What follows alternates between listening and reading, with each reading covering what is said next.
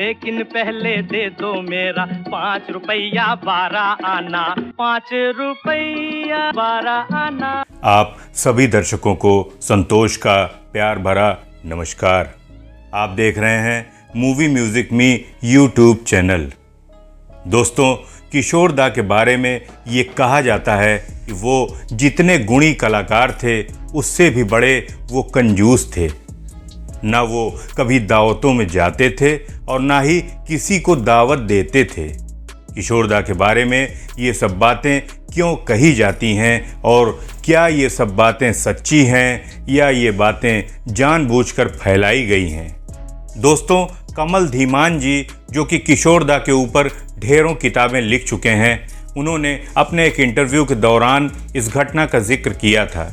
50 के दशक में जब Kishore da as an actor film industry में इस्टेब्लिश हो गए थे तो उस वक्त भी उन्हें गाने का बेहद शौक था और वो फिल्मों में गाना भी गाया करते थे। तो उस समय कई बार प्रोड्यूसर्स किशोर दा के सिंगिंग के पैसे हड़प जाते थे। प्रोड्यूसर्स हीरो किशोर कुमार के पैसे तो दे देते थे, लेकिन गायक किशोर के पैसे मार लेते थे या पैसे रोक लेते थे।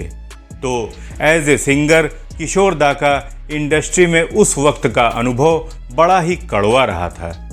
कुछ ऐसी ही वजहों से जब उन्हें गाने के पैसे प्रोड्यूसर से नहीं मिलते थे तो अक्सर वो गाना गाने से ही मना कर देते थे। इन्हीं कारणों से कई बार हीरो किशोर कुमार के प्लेबैक में दूसरे गायकों के गाने रिकॉर्ड कराए जाते थे, जिसके बारे में बाद में ये भी अफवाह फैलाई जाने लगी कि जिन गानों को किशोर दा नहीं गा पाते थे वो दूसरे गायकों से गवाए जाते थे, जबकि सच्चाई ये नहीं थी। सच्चाई ये थी कि वो गाने किशोर दा पैसे न मिलने की वजह से जानबूझकर नहीं गाते थे।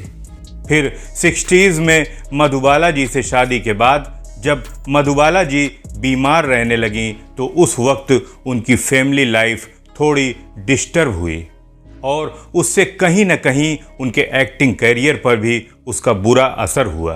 किशोर दा देव आनंद जी को छोड़कर किसी और का प्लेबैक भी उस समय नहीं किया करते थे। ऐसे में किशोर दा के सामने एक ऐसा दौर भी रहा जब उनके पास काम कम था और पैसे भी नहीं थे। जब मधुबाला जी को इलाज के लिए उन्हें लंदन ले जाना पड़ता था तब किशोर दा को पैसे के लिए बहुत ज़्यादा परेशान होना पड़ रहा था। उसी में इनकम टैक्स वालों ने भी किशोर दा के नाक में दम कर रखा था।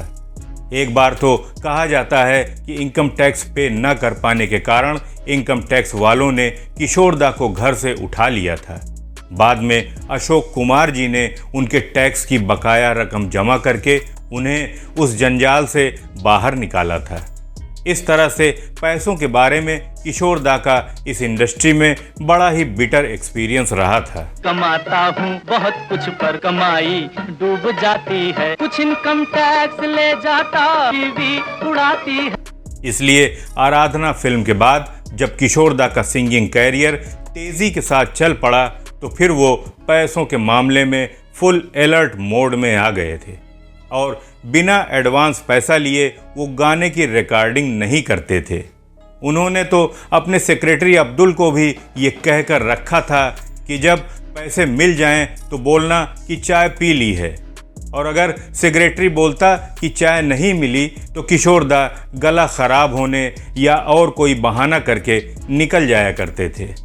तो यही सब खबरें उस वक्त मीडिया में फैली कि किशोर दा बड़े कंजूस हैं, जबकि इफ्तिखार साहब बताते थे कि एज ए प्रोड्यूसर किशोर दा अक्सर अपनी सारी यूनिट को एडवांस में पेमेंट कर देते थे। अब अगर वो कंजूस होते तो पैसे एडवांस देने की बजाय रुला रुला कर देते। एक बार वो अपने कई रिश्तेदार और दादा मुनी के साथ अजंता एलोरा घूमने गए और वहाँ का सारा खर्च किशोर दा ने खुद ही उठाया और लौटकर कहा कि अब मुझे कंजूस कहो। किशोर दा ने सत्यजीत रे की पाथेर पांचाली बनाते समय 5,000 रुपयों से मदद की थी। विपिन गुप्ता जी जब दाल में काला फिल्म बना रहे थे तो कुछ मनी शॉर्ट पड़ गई, जिसे किशोरदा ने 20,000 रुपयों के साथ उनकी मदद की थी। एक उनके कजिन थे अरुण मुखर्जी, जो कि संगीतकार थे। 1955 में उनकी सडन डेथ के बाद किशोरदा उनके परिवार को गुप्त तरीके से हर महीने मदद भेजते रहे। किशोरदा के एक बचपन के मित्र थे, बाबू रंगरेज। एक बार बाबू रंगरेज उनसे मिलने मुंबई गए तो उनके सामने किशोरदा ने नोटों से भरा ब्रीफकेस रख दिया, लेकिन रंगरेज जी ने कहा कि वो नोटों से नहीं, किशोरदा से मिलने आए हैं। तो किशोरदा बहुत ही भावुक हो गए और बोले कि यही वो बातें हैं जिनके कारण वो खंडवा को बहुत मिस करते हैं। इन्हीं सब कारणों से किशोरदा का मन मुंबई में नहीं लगता था और कई बार उन्होंने ये ऐलान किया कि वो मुंबई छोड़कर खंडवा चले जाएंगे, क्योंकि जो अपनापन और प्यार उन्हें खंडवा में मिला वो मुंबई में कभी नहीं मिला। मुंबई में तो सब के सब केवल पैसों के पीछे भाग रहे हैं, लेकिन किशोरदा के जीवन की ये तमन्ना उनके जीते जी कभी पूरी नहीं हो सकी। जब उनका देहांत हुआ तो उनका अंतिम संस्कार खंडवा में ही हुआ। दोस्तों, आपको आज का ये वीडियो कैसा लगा, कमेंट बॉक्स में अपने व्यूज़ ज़रूर लिखिएगा। चैनल को सब्सक्राइब कीजिए, नोटिफिकेशन की बेल को प्रेस कीजिए और वीडियो को अपने दोस्तों में शेयर भी कीजिए। तो मिलते हैं नेक्स्ट वीडियो में किसी और नए किस्से के साथ। तब तक के लिए नमस्कार।